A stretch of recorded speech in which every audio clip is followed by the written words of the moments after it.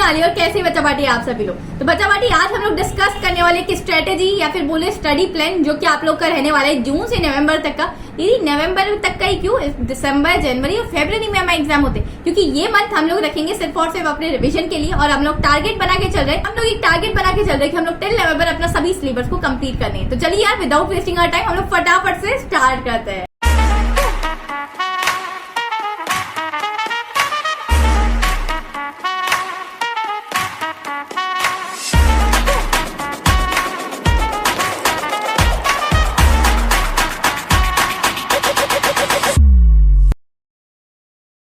तो यहाँ पर आता है हमारा स्टडी प्लान। स्टडी प्लान में आप लोगों को क्या क्या चीजें रिक्वायर्ड है, आप लोगों को किस तरीके से पढ़ना है, कहाँ से पढ़ना है, क्या क्या चीजें करनी है, सभी चीजें आप लोग की मैंने इसमें मेंशन कर दी। बात करते हैं सबसे पहले कि आप लोग जब भी पढ़ने बैठे तो न्यू सिलेबस के अकॉर्डिंग पढ़ने बैठे, बनाओ कि पता चले कि आपने वो चीजें भी पढ़ ली जो कि यार रिड्यूस थी। ठीक है, तो प्लीज यार according to new and reduce syllabus के अकॉर्डिंग पढ़े 2023-2024 बोर्ड के हिसाब से। अब ये आप लोग को कहाँ मिल रहा होगा, क्लास 10 वालों के लिए मैंने ऑलरेडी डाल दिया, तो आप लोग आई बटन से चेक कर सकते हैं जहाँ की आप लोग को ये सारी चीजें मिल जाएगी रिड्यूस सिलेबस की सभी वीडियो सब्जेक्ट वाइज। ठीक है, और क्लास 12 वाले बोलेंगे तो उन लोग के लिए भी मैंने वीडियोस डाली है, तो उसका लिंक मैं आप लोग को डिस्क्रिप्शन में प्रोवाइड करवा दूंगी। ये वीडियो बेसिकली दोनों क्लासेस के लिए, क्लास 10th के लिए भी और क्लास 12th के लिए भी। तो अगर आप लोग क्लास 10 के लिए तब भी आप लोगों के लिए यूजफुल रहेगी यही स्ट्रेटेजी, और सेम फॉर क्लास 12। चलिए नेक्स्ट बात करते हैं कि हमें बुक्स की जरूरत होती है अच्छे स्कोर करने के लिए। सबसे पहली बात है बुक्स पे सबसे पहला हमारा एनसीईआरटी, जिसका तो कोई तोड़ ही नहीं है। एनसीईआरटी हमारे पास एक रामबाण इलाज होता है किसी भी चीज का। तो एनसीईआरटी तो आप लोग को परचेस करनी ही करनी है, चाहे आप लोग के पास ओल्ड एनसीईआरटी टेक्स्ट बुक हो उससे भी आप लोग काम चला सकते हैं। जो आप लोग का रिड्यूस सिलेबस है बस टिक मार्क कर लीजिए आप लोग कि ये हमें नहीं पढ़ना है। ठीक है, बात करते हैं रेफरेंस। तो दीदी रेफरेंस क्या काम आती है, तो आप लोग बच्चा हर बिल्कुल सब्जेक्ट के लिए रेफरेंस मत खरीदिए। आप लोग को एनसीईआरटी में जो बिल्कुल ऐसा लगता है कि ये सब्जेक्ट यार मुझे समझ में नहीं आता है, एनसीईआरटी टेक्स्ट बुक से अ लिटिल बिट एनसीईआरटी में कई बार लैंग्वेज ऐसी दी हुई होती है कि जो बच्चों को नहीं समझ में आती। तो रेफरेंस में क्या होता है, वही जो चीजें एनसीईआरटी में लिखी हो उसको सिंप्लीफाइंग करके लिखा हुआ होता है, एक ऐसी नॉर्मल सी लैंग्वेज में लिखा हुआ होता है जिससे कि हम लोग को चीजें समझ में आ जाए। ठीक है, तो रेफरेंस तुम लोग को जिसकी लगे तुम उसकी ही परचेस करना, बाकी परचेस करने की जरूरत नहीं। नेक्स्ट आता है हमारे पास क्वेश्चन बैंक। तो बच्चा पार्टी अब क्वेश्चन बैंक क्यों रिक्वायर्ड है आप लोग के लिए, देखिए आप लोग क्या करते हैं, सबसे पहले एनसीईआरटी के जितने भी सवाल है आप लोग सॉल्व करेंगे, जितने भी एग्जाम्पल्स है, जितनी भी बैक एक्सरसाइज है, ये सारी चीजें सॉल्व करेंगे। बट दीदी ये सारी चीजें इनफ है क्या हमें बोर्ड्स में गुड परसेंटेज के लिए, तो ये सारी चीजें इनफ नहीं है यार बोर्ड्स में गुड परसेंटेज के लिए। तो क्या करना पड़ेगा, तो आप लोग को एक क्वेश्चन बैंक कोई सी भी ले लीजिए जिसमें सारी चीजें कवर हो रही हो फॉर द सेशन 2023-2024 बोर्ड्स के लिए। जितने भी टाइप्स के आप लोग के क्वेश्चंस दिए जाते हैं बोर्ड्स में, ठीक है, उन सभी टाइप के क्वेश्चंस कवर होने चाहिए। मेरी तरफ से अगर बात मानोगे तो मैं आप लोग को सजेस्ट कर देती हूँ कि ओसवाल गुरुकुल से मोस्ट लाइकली क्वेश्चन बैंक आती है क्लास 10th वालों के लिए, ये सभी सब्जेक्ट के लिए आते हैं। बेसिकली मैंने साइंस के लिए मंगवा रखी क्योंकि मैं साइंस टीच करती हूँ आप लोग को। तो क्या होगा कि आप लोग को हर वेराइटी ऑफ क्वेश्चन मिल जाएंगे, वो भी एक बुक में। अब यार अगर आप स्टार्टिंग से चाह रहे हो किसी बुक की तरफ जाना तो मैं आप लोग को यही रिकमेंड करूंगी कि ओसवाल गुरुकुल से अच्छी बुक कोई आप लोग के लिए नहीं हो सकती, क्योंकि इसमें वेराइटी ऑफ क्वेश्चंस डले हुए हैं, जो टाइप के क्वेश्चंस आप लोग से सीबीएसई पूछता है। साथ ही साथ बच्चा पार्टी इसमें वो टाइप के क्वेश्चंस भी है जो ऑलरेडी आप लोग के बोर्ड्स में आ चुके हैं, तो सभी चीजों के आंसर भी मेंशन होते हैं। आप लोग को बहुत सी बार होता है कि दीदी क्वेश्चन तो है बट आंसर समझ में नहीं आ रहा है, तो विद प्रॉपर सॉल्यूशन, वो भी इजी लैंग्वेज में सिंप्लीफाइंग तरीके से। तो आप लोग इस बुक की तरफ जा सकते हैं, अगर आप लोग जाना चाहे तो मैंने डिस्क्रिप्शन में लिंक दिया है अमेजॉन का, जाके आप लोग चेकआउट कर सकते हैं। अगर आप लोग लोकल ऑफलाइन स्टोर से खरीदना चाहे तो वहां से भी आप लोग खरीद सकते हैं। ये तो हो गया हमारे पास क्वेश्चन बैंक। दीदी पीवाईक्यूज की क्या जरूरत होती है, तो बच्चा बेटे पीवाईक्यूज ये काम करता है कि जैसे भी अगर मैंने बात करी तो मैंने अभी चैप्टर नंबर 1 कंप्लीट किया है, इसकी मैंने एनसीईआरटी कंप्लीट की, क्वेश्चन बैंक कंप्लीट कर लिया। पीवाईक्यूज से आप लोग को ये चेक करना है कि आप लोग के बोर्ड्स में किस टाइप के क्वेश्चन पूछे गए थे चैप्टर नंबर 1 से। ठीक है, और वो टाइप के क्वेश्चन आप लोगों से बन रहे हैं या नहीं, और अगर नहीं बन रहे तो उसी टाइप के क्वेश्चन की प्रैक्टिस करने की चालू कीजिए। ठीक है, जिससे कि you will get an idea कि सीबीएसई बोर्ड या फिर कोई भी अदर बोर्ड किस टाइप के क्वेश्चन आप लोग से पूछता है। बात करते हैं कि किस तरीके से आप लोग को पढ़ना है। तो अगर आप लोग स्कूल जाते हैं एंड देन आप लोग को, मुझे पता है 100% सभी बच्चे कोचिंग जाते होंगे, या तो कोई बच्चा कोचिंग जा रहा है, कोई यूट्यूब के लेक्चर्स देख रहा है और कोई ऑनलाइन बैचेस में एनरोल किया हुआ है। अब मुझे नहीं पता तुम लोग जो भी करो बच्चा पार्टी, बट एक चीज ये तुम लोग याद रखो कि तुम्हें सेल्फ स्टडी के लिए किसी भी तरीके से 2 घंटे निकालना है अपनी डेली रूटीन में से। अगर आप लोग 2 घंटे नहीं निकाल पा रहे हो तो यार जितनी भी तुम स्कूल जा रहे हो, ट्यूशन जा रहे हो, ये सारी तुम्हारा बिल्कुल वेस्ट है। क्यों, क्योंकि यार तुम उसको रिवाइज नहीं कर पा रहे हो। बाकी जितना स्कूल में और कोचिंग में हम ज्ञान लेके आते हैं ना, वो तो एक मूवी की तरह है कि हम एक मूवी में बस जाके बैठते हैं और लेक्चर देखते रहते हैं, हाँ मूवी बड़ी अच्छी लग रही है, चल रही है, बट हमें नहीं पता कि वो चीजें हमें कितनी आ रही है। उसके लिए हमें सेल्फ स्टडी रिक्वायर्ड है बच्चा पार्टी।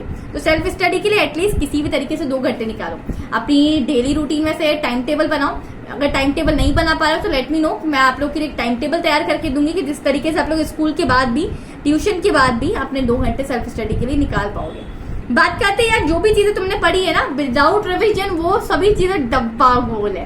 अब जैसे रिवीजन करने का टाइम नहीं मिलता, आई एग्री, ठीक है। तो तुम लोग क्या कर सकते हो, सैटरडे संडे वीकेंड्स के टाइम पे रिवीजन कर सकते हो। सैटरडे लेट नाइट तक पढ़ सकते हो, संडे का पूरा दिन तुम लोग रिवीजन के लिए कवर कर सकते हो। बिकॉज अगर तुमने रिवीजन नहीं किया तो आगे पार्ट पीछे से पार्ट वाली चीजें हो जाएगी और यूनिट टेस्ट और हाफ ईयरली में काफी ज्यादा दिक्कत हमें आने लग जाएगी। अब बात करते हैं जितने भी फॉर्मूलाज होते हैं, तो मैंने आप लोग के लिए मैथ्स की फॉर्मूला शीट ऑलरेडी डाल रखी है क्लास 10th वालों के लिए, सभी चैप्टर्स की रिड्यूस सिलेबस के अकॉर्डिंग 2023-2024 बोर्ड्स के अकॉर्डिंग। तो अगर आप लोग चाहे तो वीडियो का लिंक मैं डाल दूंगी डिस्क्रिप्शन में, आई बटन में दे दूंगी, जाके देखो। फ्री में फॉर्मूला शीट प्रोवाइड करिए, कोई भी नहीं करता है पूरी यूट्यूब पर। तुम्हारी दीदी ने तुम्हारे लिए फ्री में फॉर्मूला शीट प्रोवाइड करी, उसको जाके प्रिंट आउट निकलो और इस तरीके से अपनी स्टडी टेबल पर पेस्ट कर लो बच्चा पार्टी। बात करती हूँ मैं अगर हर सब्जेक्ट के हिसाब से आप लोगों को बताऊँ तो मैथ्स आप लोगों को सिर्फ और सिर्फ प्रैक्टिस करने से आता है। अगर आप लोग सोच रहे हैं कि इस तरीके से मैं ऊपर से पढ़ूंगा कि हाँ ये तो मुझे आता है, ये तो मुझे आता है, तो इस तरीके से कभी भी मैथ्स के क्वेश्चन आप लोग नहीं सॉल्व कर पाओगे। विदाउट पेन पेपर यूज करें आप लोग मैथ्स के क्वेश्चन बिल्कुल भी सॉल्व नहीं कर पाओगे। नेक्स्ट बात करते हो अगर मैं केमिस्ट्री की, तो केमिस्ट्री में आप लोग को रिएक्शन आनी ही चाहिए। तो रिएक्शन और न्यूमेरिकल्स के लिए आप लोग को क्या करना है, रिएक्शन तो आप लोग लर्न करके जाइए। कुछ रिएक्शन तो ऐसी है जिसको सिर्फ और सिर्फ हमें रट्टा ही मारना पड़ता है, कुछ रिएक्शन ऐसी भी होती है जिसको हम समझ के सॉल्व कर सकते हैं। Numericals, try to solve numericals, इसके लिए भी प्रैक्टिस करो, उसी के बाद आप लोग से न्यूमेरिकल्स बनने लगेंगे। क्वेश्चन बैंक से आप लोग ट्राई कर लेना, काफी वैरायटी के न्यूमेरिकल्स आप लोग को देखने को मिल जाएंगे। चल अगर फिजिक्स की बात करते हो तो फिजिक्स में किस तरीके से पढ़ना है, आप लोग के पास फिजिक्स में होते हैं डेरिवेशन और साथ ही साथ आप लोग के पास होते हैं न्यूमेरिकल्स। तो डेरिवेशन बच्चा पार्टी आप लोग रटने ही से अच्छा है, ट्राई टू सॉल्व। इस स्टेप को किस तरीके से सॉल्व किया है तो नेक्स्ट स्टेप आए ये सोचो। अगर रट रहे हो तो एग्जाम में डेफिनेटली भूलोगे और एक स्टेप पे ऐसा अटक जाओगे तो उसके बाद नहीं याद आता कि इसके बाद कौन सा स्टेप था, क्योंकि हम रट के गए थे। अरे यार इसके बाद क्या था क्या था क्या था, और हमें उस टाइम पे लगता है काश यार समझ लिया होता कि किस तरीके से इक्वेशन सॉल्व हो रही थी। तो प्लीज यार उनको चीजों को समझ के करो। न्यूमेरिकल्स आप लोग इजी वाले सॉल्व करने की कोशिश करो पहले, देन मॉडरेट लेवल पे जाओ और देन टफ लेवल पे आना। अगर आप लोग शुरू से टफ लेवल या मॉडरेट लेवल के न्यूमेरिकल सॉल्व करें शुरू से, तो आप लोग को प्रॉब्लम आ सकती है कि आप लोग थोड़े टाइम के बाद एग्जॉस्ट हो जाओ और बोल दे यार न्यूमेरिकल्स बोरियत है, मुझसे नहीं सॉल्व हो रहा है। प्लीज ऐसी चीजें ना करें। लास्ट अगर मैं बात करती हूँ कि don't take multiple subjects at a time. ऐसा नहीं कि अगर आज हम लोग सेल्फ स्टडी करने बैठे हैं तो मैंने क्या सोचा कि यार मैथ्स की एक एक्सरसाइज कर लेती हूँ, केमिस्ट्री की ये वाले फॉर्मूलाज लर्न करने, फिजिक्स की ये डेरिवेशन करनी। ऐसा करोगे तो किसी भी चीज में प्रॉपर तरीके से ध्यान नहीं दे पाओगे। तो एट अ टाइम अगर आप लोग एक सब्जेक्ट करिए या एक से ज्यादा अगर करना चाहते हो तो सिर्फ 2 सब्जेक्ट से ज्यादा कभी भी एट अ टाइम मत उठाया करो। अगर मान लेते हैं कि मैंने आज सेल्फ स्टडी करने का सोचा है, तो मैंने सोचा कि यार मैं मैथ्स की 5.2 एक्सरसाइज कंप्लीट कर लेता हूँ, देन मैं क्या करता हूँ इंग्लिश की ये वाली पोएम देख लेता हूँ, या फिर मैं केमिस्ट्री की पर्टिकुलर ये वाले टॉपिक्स को समझ लेता हूँ। ठीक है, समझ में आए। अब बात करते हैं कि डेली रीड इंग्लिश न्यूज़पेपर। जब भी आप लोग को टाइम मिलता है, बिल्कुल स्कूल में हमारे गेम्स पीरियड होती है या फिर कोई टीचर एब्सेंट होता है, उस दिन आप लोग इंग्लिश न्यूज़पेपर डेली रीड करने की आदत डालिए या फिर सुबह उठते से रीड कर लीजिए, जिससे कि क्या होगा कि आप लोग की इंग्लिश स्ट्रांग होगी, वोकैब वगैरह काफी ज्यादा अच्छी होगी, जिससे कि आने वाले कॉम्पिटिटिव एग्जाम में आप लोग के इंग्लिश में कभी भी मार्क्स नहीं कर पाएंगे और अभी से आप लोग ट्रेन हो जाओगे। बात करते हैं किसी भी चैप्टर को पढ़ने का क्या तरीका होता है, तो बेसिकली आप लोग को क्या करना है, उस लेक्चर को पहले कंप्लीटली देखना है, समझना है, कहीं से भी देखो, यूट्यूब से, कोचिंग से, स्कूल से, कोई दिक्कत नहीं है। देन उसके नोट्स बनाना है। अब ये नोट्स किसी से लेने की बात नहीं कर रही हूँ, try to make your own notes, ठीक है, या छोटा छोटा लिख लो बड़े से, जिससे कि यार जब आप रिवाइज करने बैठोगे ना उस पर्टिकुलर चैप्टर को, तो तुम जितना अच्छे तरीके से खुद के नोट्स से समझ पाते हो ना, उतना दूसरों के नोट्स हेल्पफुल नहीं होते। तो प्लीज यार इतनी सी बात अपनी दीदी की मान के जरूर देख लेना।